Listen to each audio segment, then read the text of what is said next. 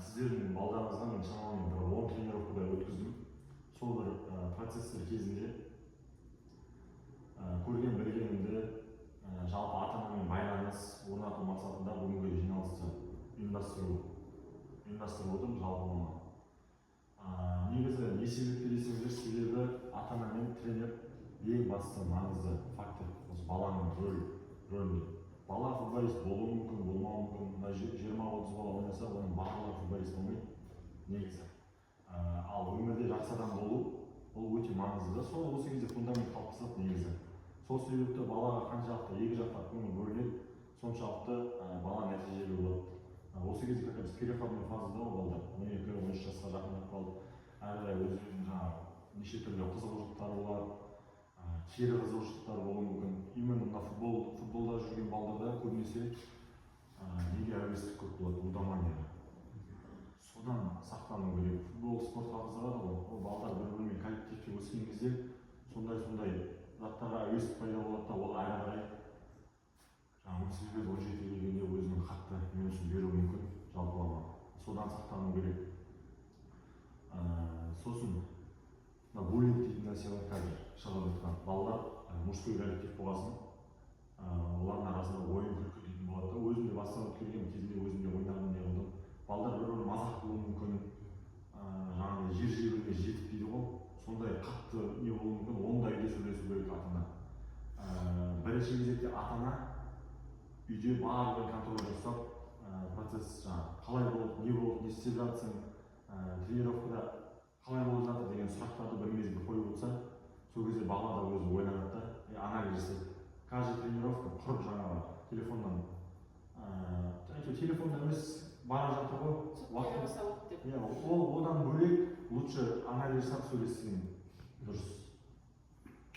Солай сосын жаңағы тазалық мәселесі бар.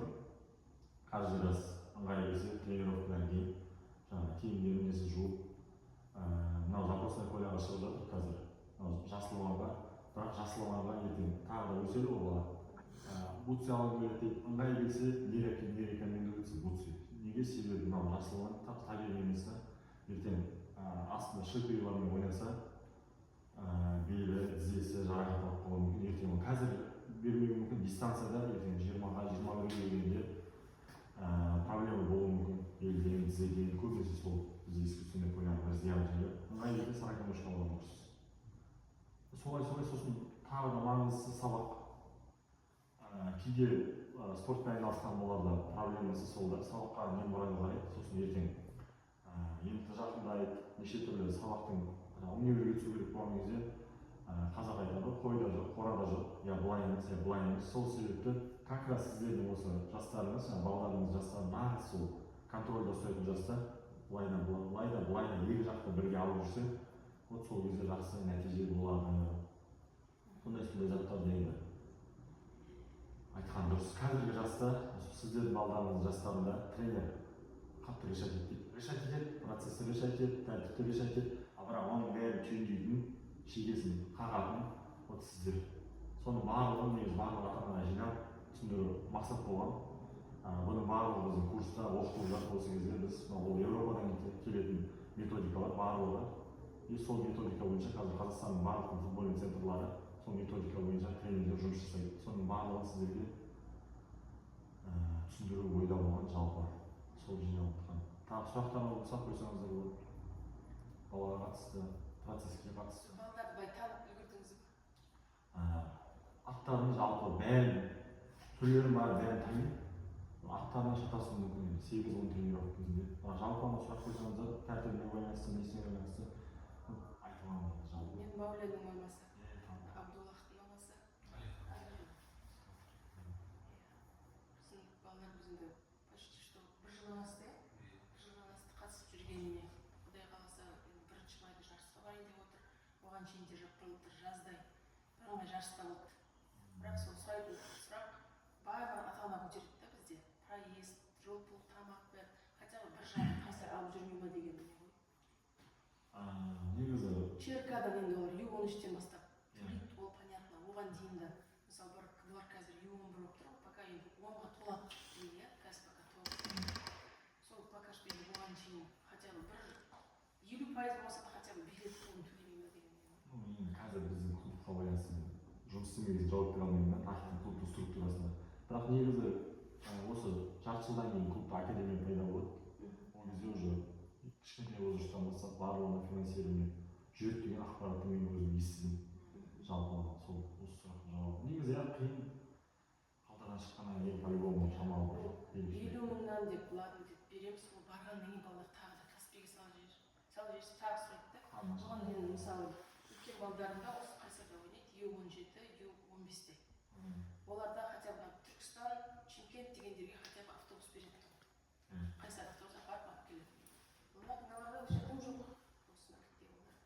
Мен жаңағыдай ойлаймын, 6-7 айдан кейін мүмкін нақты жауап бере алмаймын. Сосын тағы бір затты айтып кетсем, мынау тренировочный процесске балам неге ойнамайды деген сұрақтар болуы мүмкін ше.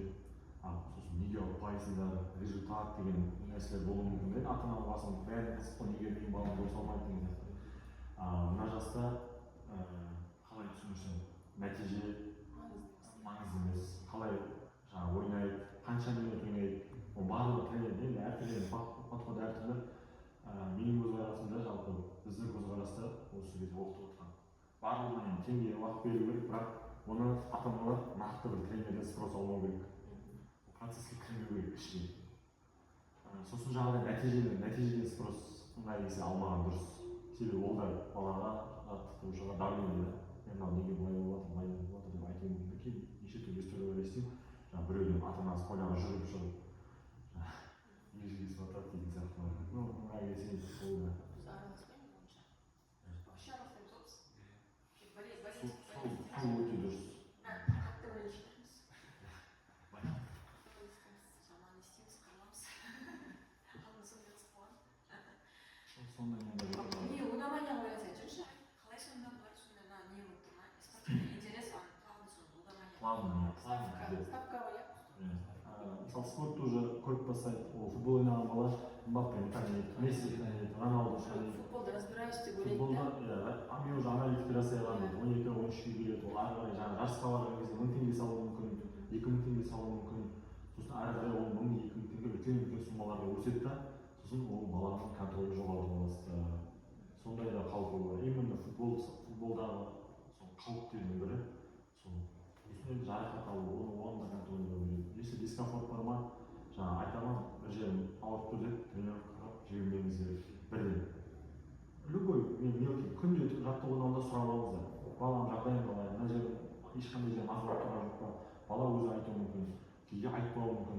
Соны сіздер жаңағыдай айттыруға міндеттену керек, соған психологически әкелуіңіз жоқ. Балалар арада ешқандай рамка болмау керек араларыңызда, именно футболға байланысты.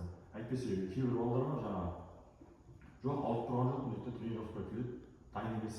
Ауырып тұрады, бір жерге ауырып тұрады, жүрегі айнып тұрады. Мына жазда тем более, ертең ыстық күндер қызылорданың білесіздер.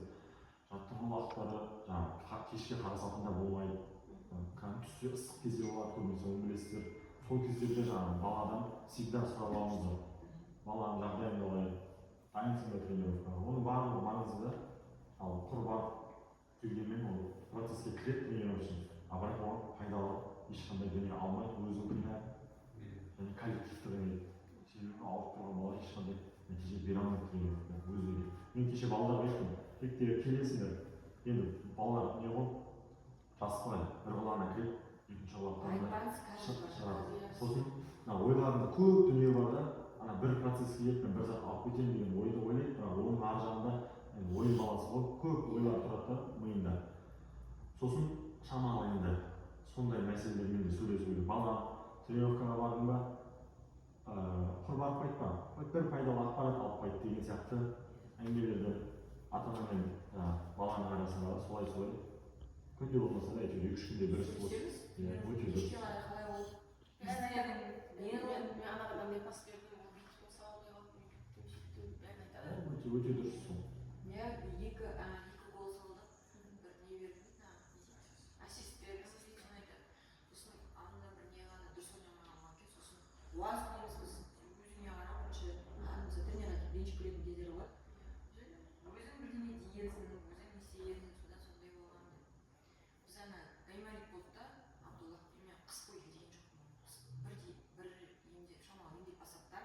келмейді алып кетті оны жарысқа ағай. Бана Абдуллах та жылап еңіреп сөйтіп кеткен.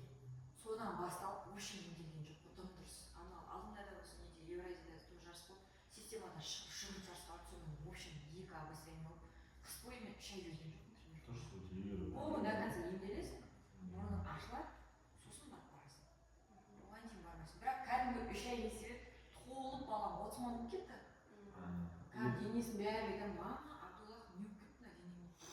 Не сияқты енді бұлар автоматически академияға ұқсамады.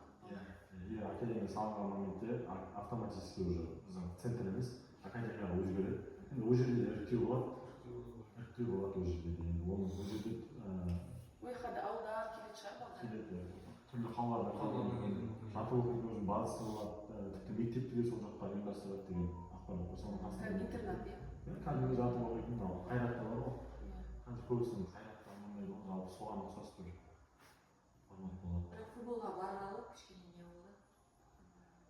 Футбол жалпы жақсы. Жақсы ағай әйтеуір бұрын вообще еркем еді. Кәдімгі возмужать етіп сөйтіп келді. Бір жарыстан кейін кәдімгі результат болды ғой. Иә, Алматыдан кейін кәдімгі күшті болып кетті. Басқаша болып кетті балалар. Былайша мен жаңағы Сосын тағы бір не балаларға айтасыздар ғой, тәртіп, ұйқы бар ғой, ұйқысының несінің барлығын сіздер контролдейсіздер ғой. Түнгі 3-ке дейін, 4-ке дейін отыратын. Енді болады енді, кейде болады шығар. Ойнап, 2-3.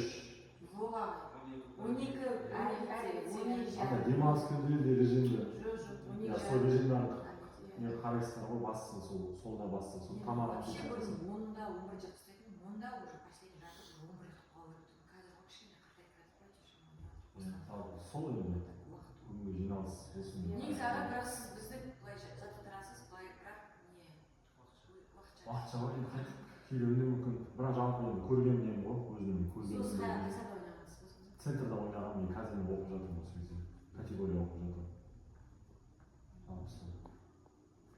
сосын сол категория дипломыңызды алғаннан кейін сосын тренер боласыз. Сол арқылы ғана жұмыс жасаймын. Енді қазір соңғы шарттар ғой.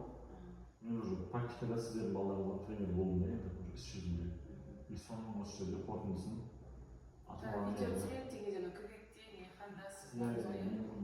видео подтверждение, жаңағы видеомен барлық процессті там ешқандай қимай 1 сағатта 1 сағат видеоны түсіріп, сол жоғарыда федерациядағы адамдар көреді процессті қалай болады, дұрыс па, дұрыс емес па, сол арқылы келесі этапқа өткізіп. Тренер болуыңыз бір жағынан біраз ертең сияқты ғой, психология бәрін білесің. Уже да, біраз даже новый со временем өтеді ғой. Ладно, сосын балдар андай бар. Мен Барселонаға билет етем, ана Реалға билет етеді, дос болмаймыз деген. Сондай ғой. Ондайларды сұрамаймын. Мен надо сұраймын, тек анандай гүлну бар ма деймін. Гүлну енді ол жағын айтпайды, бірақ анда егер жақсы ойнайтындар андай не отырады, көрініп тұрады ғой енді біздер. Бірақ өте қатты тиіп бұрынғы балалардан негізі біздер көбісі қалған жоқ та, Малика. Біз енді бұрыннан кетіп ана жаздан бастап біз қайта Алматыға чемпионатқа бардық қой. Олар көбісі кетпейді да, уже нелер басқа балалар қосылып, бала команда жағы өзгеріп, балалар басқа жоқ. А бұрыннан кеткен балалармен вообще қосылып негізі бұлар. Сосын жаңағыдай, мысалы бүгінде айтып отырмын, 3 жыл үшеуі футболға қатысады, біреуі Реалға билет етеді, біреуі Барселонаға билет етеді. Анау ананың киімі әдемі болса да кимейді ғой анау. Барселонаның киімі кимейді өлсе де. Хотя ол новый әдемі ана ағасынан қайда.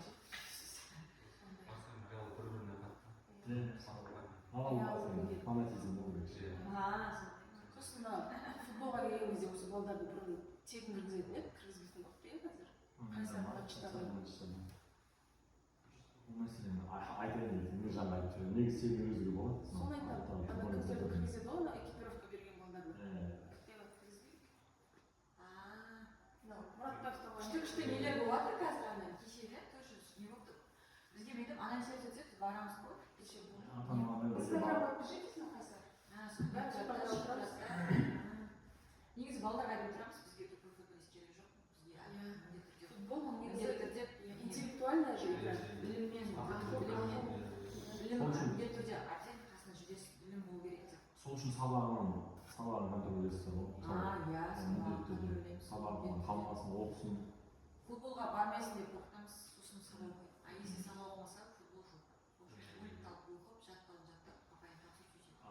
негізі көбісі былай ғой, сценарий қалай футбол доказывать қылады да, соны физкультурный иә көбісі негізі сол бір сценарий. А лучше осы кезден бастап сіздер әртүрлі бағытты Футбол бізге футбол емес, бірақ бізге спортивно не болса, әртүрлі бағытты ұстаса ертең орай неше түрлі бағытқа кетіледі. Астанада оқуы мүмкін, Алматыда оқуы мүмкін, бір жақпен шектеліп қалуға болмайды. Футбол деп именно сіздердің балдарыңыздың жасында соны бірақ негізі спортпен айналысқан бала өте андай болады, все равно басқаша болады. самостоятельный кішкене Сосын бір адаммен андай жақсы қарым қатынаста спокойно любой адаммен сөйлесетін болады.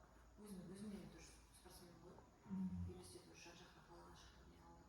Яғни нәрсе бар да, любой ортаға сіңісіп кетесің спорттың арқасында. Шамалы неге боласың, кішкене көп нәрсе плюстары сол үшін спортты оқимыз ғой енді. иә өте дұрыс. Осымен аяқтайық енді. Сіздерге де бәріңізге уақыт берсін. Кейініңізге рахмет шынымен. сізге Көп рахмет. рахмет. Иә, рахмет.